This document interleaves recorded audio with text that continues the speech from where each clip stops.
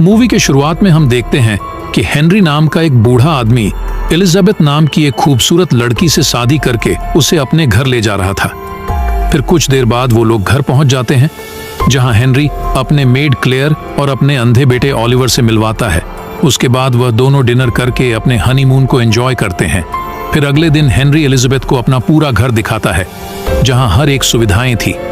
तब एलिजाबेथ एक कमरे के बारे में उससे पूछती है, जिस पर वह बताता है कि तुम सभी कमरों में जा सकती हो, लेकिन सिर्फ इसे छोड़कर, क्योंकि ये मेरा सीक्रेट कमरा है, जिसे कहकर वह उससे रोमांस करने लगता है। अब रात में हेनरी एलिजाबेथ से कहता है कि अगली सुबह वह काम के लिए निकलने वाला है। फिर अगले दिन जब एलिजाबेथ सोकर उठती है, तब क्लेयर उससे कहती है कि तुम्हें कुछ भी चाहिए तो मुझे बता देना। जिस पर एलिजाबेथ उससे पूछती है कि हेनरी तो इतना अमीर है, फिर उसने मुझ जैसे लड़की से शादी क्यों की। लेकिन क्लेयर इस बारे में उसे कुछ भी नहीं बताती और वहां से चली जाती है। अब रात में एलिजाबेथ को नींद नहीं आ रही थी, इसीलिए वह उठकर उसी रूम में जाने लगती है जहां पर हेनरी ने उसको जाने के लिए मना किया था। जब एलिजाबेथ उस रूम में जाती है तो देखती है कि वो एक लैब है। तभी वो गलती से एक बटन दबा देती है, जिससे एक चैम्बर बाहर निकलता है और वहां उसे एक लड़की दिखाई देती है जो उसकी तरह ही दिख रही थी, जिसे देखकर एलिजाबेथ काफी डर जाती है और भागते हुए अपने रूम में चली जाती है, जहां गलती से उसकी उंगली कट जाती है। उसके बाद वह पुलिस को कॉल करने की कोशिश करती है, लेकिन उसके फोन में नेटवर्क नहीं था और वह वहीं पर सो जाती है। फिर अगले दिन एलिजाबेथ हेनरी के सामने काफी अनकंफर्टेबल फील कर रही थी। तभी हेनरी उसके कटे हुए उंगली को देखकर पूछता है कि ये कैसे हुआ, जिस पर वह बताती है कि ये बस एक एक्सीडेंट है। लेकिन हेनरी को कुछ गड़बड़ लग रही थी। उसके बाद रात में वह दोनों सोने चले जाते हैं। फिर आधी रात में हेनरी बिस्तर से उठकर बाहर जाने लगता है, जिसे देखकर एलिजाबेथ भी उसका पीछा करने लगती है। लेकिन तभी हेनरी उसके सामने आ जाता है। दरअसल उसको पता चल गया था कि एलिजाबेथ उस रूम में गई थी, इसीलिए वह उसको मारने के लिए एक हथियार उठाता है, जिसे देखकर एलिजाबेथ उस घर से भागने की कोशिश करती है। लेकिन उसका फिंगरप्रिंट काम नहीं कर रहा था, इसलिए एलिजाबेथ वहीं पर छुप जाती है। तभी हेनरी भी उसी रूम में आ जाता है, लेकिन वह एलिजाबेथ को नहीं ढूंढ पाता। फिर एलिजाबेथ वहां से बाहर आती है और एक हथियार उठा लेती है। लेकिन जब वह ऊपर जा रही थी, तभी हेनरी उसे पकड़ लेता है और जान से मार डालता है। फिर अगले दिन वह क्लेयर और ऑलिवर के साथ मिलकर उसकी बॉडी को जमीन में दफना देता है, जिसके बाद वह तीनों बैठकर लंच करते हैं, जैसे कि कुछ हुआ ही ना हो। तभी क्लेयर हेनरी को अब ये सब छोड़ने के लिए कहती है, क्योंकि उसे ये सब ठीक नहीं लग रहा था।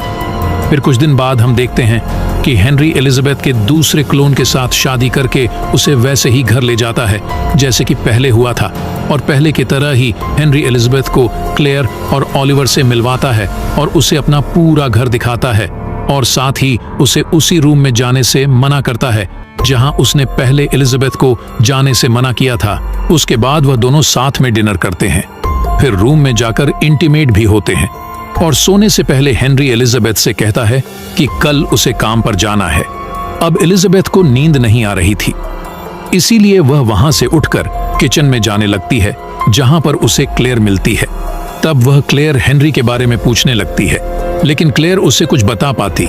इससे पहले हेनरी वहां पर आ जाता है और एलिजाबेथ को अपने साथ रूम में ले जाता है। फिर अगले दिन एलिजाबेथ घर पर अकेले बोर हो जाती है, इसीलिए वो घूमते घूमते उसी रूम में चली जाती है जहां हेनरी ने उसे जाने के लिए मना किया था। तभी एलिजाबेथ को वहां पर उसकी एक क्लोन दिखाई देती है, जिसे देखकर वह डर जाती है और वहां से भाग जाती है। जिसके बाद हम देखते हैं कि एलिजाबेथ की क्लोन वहां से उठकर उसके पीछे जाने लगती है, और उधर एलिजाबेथ अपने रूम में जाकर सो जाती है।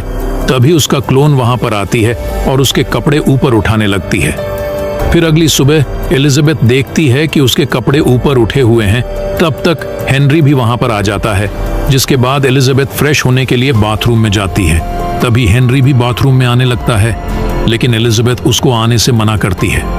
लेकिन हेनरी उसकी बात नहीं सुनता और अंदर आ जाता है, जिसके बाद वह एक टॉवल से एलिजाबेथ का गला दबाकर उसे मारने लगता है। तभी एलिजाबेथ उसको किक मारकर वहां से भाग जाती है और दरवाजा खोलने की कोशिश करती है, लेकिन उसका फिंगरप्रिंट काम नहीं करता। फिर वह ग्लास को तोड़ने की कोशिश करती है, लेकिन ग्लास भी नहीं टूटता। अब एलिजाबेथ किचन में जाकर एक चाकू उठा लेती है, लेकिन दूसरी तरफ हेनरी एक रुमाल में बेहोशी की दवा मिलाकर पीछे से वह रुमाल एलिजाबेथ के मुंह पर रख देता है और उसके बेहोश होने तक वह रुमाल को दबाए रखता है। और जैसे ही वह रुमाल हटाता है तब एलिजाबेथ एक चाकू से उस पर अटैक करती है, जिससे हेनरी की मौत हो जाती है और उस दवा की वजह से एलिजाबेथ भी बेहोश हो जाती है। उसके बाद जब एलिजाबेथ को होश आता है तो वह हेनरी की बॉडी को घसीटते हुए दरवाजे के पास लाती है और उसके फिंगरप्रिंट से लॉक खोलने की कोशिश करती है, लेकिन लॉक नहीं खुलता। फिर वह फ्लोर पर पड़ा हेनरी का खून साफ करती है और हेनरी की बॉडी को एक जगह पर छुपा देती है, जिसके बाद वह नहाकर खून लगे हुए कपड़े को जला देती है और फिर वह रूम में जाकर हेनरी के मोबाइल से पुलिस को कॉल करने लगती है, लेकिन उसके मोबाइल पर नेटवर्क नहीं आ रहा था। तभी वह खिड़की से देखती है कि क्लेयर और ऑलिवर घर में आ रहे हैं, इसलिए वह एक जगह पर जाकर इस तरह बैठ जाती है जैसे कि कुछ हुआ ही ना हो। तभी वह दोनों घर में आ जाते हैं और एलिजाबेथ को जिंदा देखकर काफी हैरान हो जाते हैं। फिर क्लेयर वहां से किचन में चली जाती है, जहां उसे अचानक दिल का दौरा पड़ता है, लेकिन वह किसी तरह एम्बुलेंस को कॉल करके उन्हें बुलाती है। फिर कुछ देर बाद क्लेयर को हॉस्पिटल ले जाया जाता है और एलिजाबेथ भी वहां से निकलने लगती है, लेकिन तभी ऑलिवर उसे रोकता है और कहता है कि अगर तुम यहाँ से बाहर गई तो तुम्हें पुलिस से कोई नहीं बचा सकता। असल में ऑलिवर को पता चल गया था कि एलिजाबेथ ने हेनरी को मार दिया है और अब वो दोनों मिलकर हेनरी के बॉडी को चेंबर में डालकर जला देते हैं। उसके बाद ऑलिवर एलिजाबेथ को बताता है कि तुम एक क्लोन हो और हेनरी ने तुम्हारे जैसे 6 क्लोन बनाए थे, जिनमें से 4 को अब तक मार चुका है और तुम 5वीं हो। जिस दौरान यहाँ पर हेनरी का दोस्त लोगन आ जाता है और एलिजाबेथ से हेनरी के बारे में पूछता है, जिस पर वह बताती है कि हेनरी घर पर नहीं है, लेकिन तभी पीछे से ऑलिवर उसे शूट करके मार डालता है। और अब ऑलिवर एलिजाबेथ को समझाता है कि लोगन हेनरी के साथ मिला हुआ था, इसीलिए मुझे उसे मारना पड़ा। जिसके बाद वो दोनों लोगन के बॉडी को भी ले जाकर जला देते हैं। फिर ऑलिवर एलिजाबेथ को एक डायरी देता है और उसे रूम में बंद कर देता है, जिससे एलिजाबेथ काफी गुस्सा हो जाती है, लेकिन वह उस रूम से निकल नहीं पाती।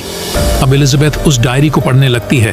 तब उसे पता चलता है कि 5 साल पहले हेनरी ने क्लेयर को अपने घर में बुलाया था और उसे उसी सीक्रेट रूम में ले जाकर अपनी पत्नी एलिजाबेथ को दिखाया था।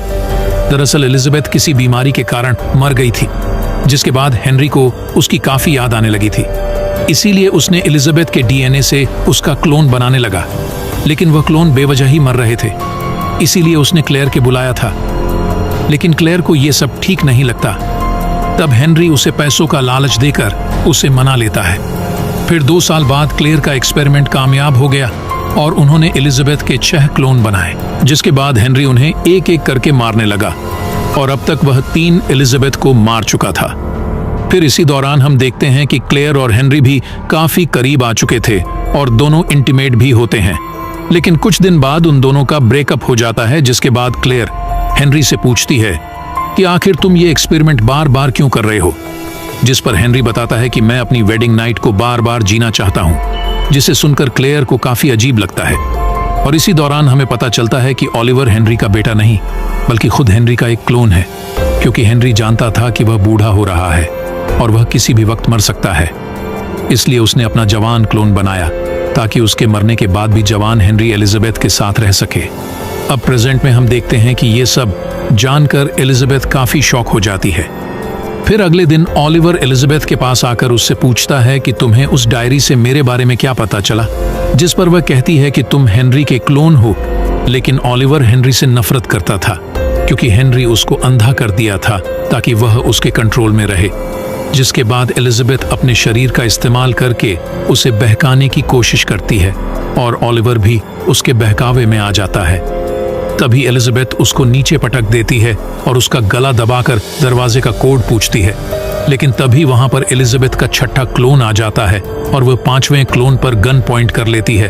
पर तभी 5वां क्लोन ऑलिवर को पकड़कर 6ठा क्लोन को समझाने की कोशिश करती है कि ऑलिवर झूठ बोल रहा है, लेकिन 6ठा क्लोन नहीं सुनती और गोली चला देती है, जो ऑलिवर को जाकर लगती है, जिससे उसकी मौत हो जाती है।